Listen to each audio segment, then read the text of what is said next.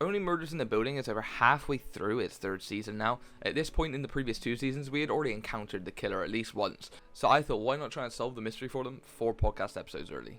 Because the show loves making almost anybody a believable murderer, rather than just covering who I think it is, I think it's probably a better decision to cover who the show wants us to think it is, as well as my own personal thoughts.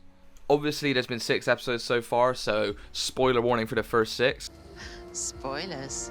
But with that said, let's get straight into it. With the first choice being Loretta being the murderer.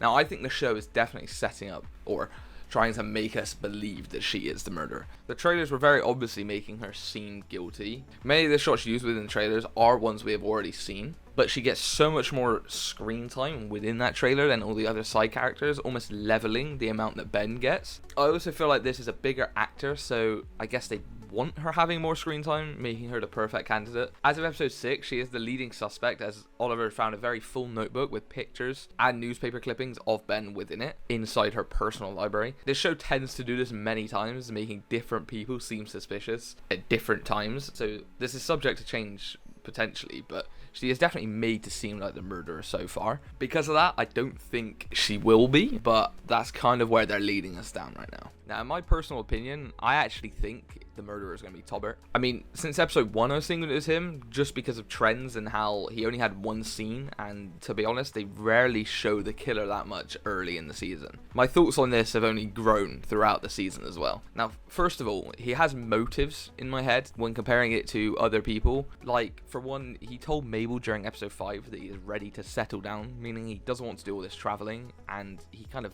had to with the documentaries. He told us that he wasn't able to stay in one place because of them, and I bet following a celebrity definitely doesn't allow that, giving a reason for killing him, just as an excuse to stop doing his work. It's still a very weak motive, I know, so hang in there a sec, but I think if you combine it with him potentially wanting more money to allow for this, a documentary on the life of someone that just died would 100% get more eyes watching, and thus giving him more money. News spread fast of his death as well, and the publicity would be insane. And another reason on top of that is he might actually hate Ben.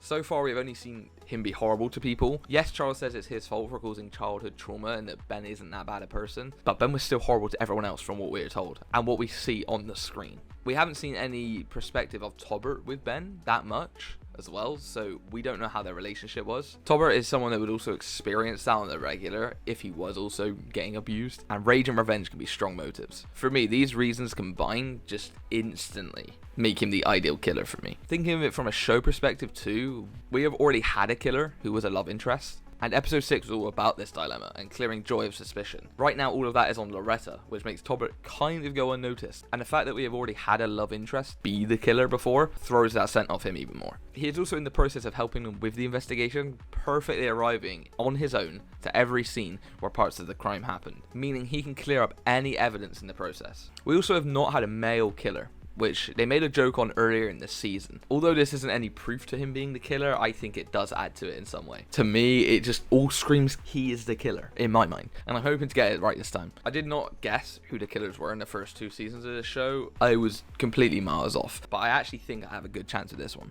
Honestly, this show has been one of my favorites to watch the past 2 years, and getting an annual whodunit is just so great. If you're also enjoying this new season as much as me, please comment down below your theories on who the killer is. I would love to see other people's thoughts. It'd be interesting to see how diverse the opinions are. Anyway, that is all I have for today. Hopefully you enjoyed the video, and thank you for watching.